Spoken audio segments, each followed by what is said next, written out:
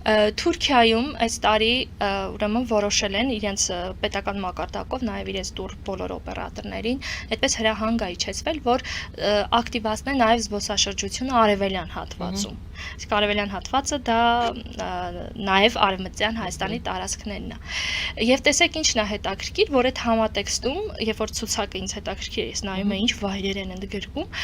ես տեսնում եմ, որ ընդգրկել են նաև հայկական եկեղեցիներ, եւ որոնց դե աղթամարը պարզակա, ուրեմն որոնք որ հենց հայկականի անվան տակ նաև պետքա վերանորոգվեն որպես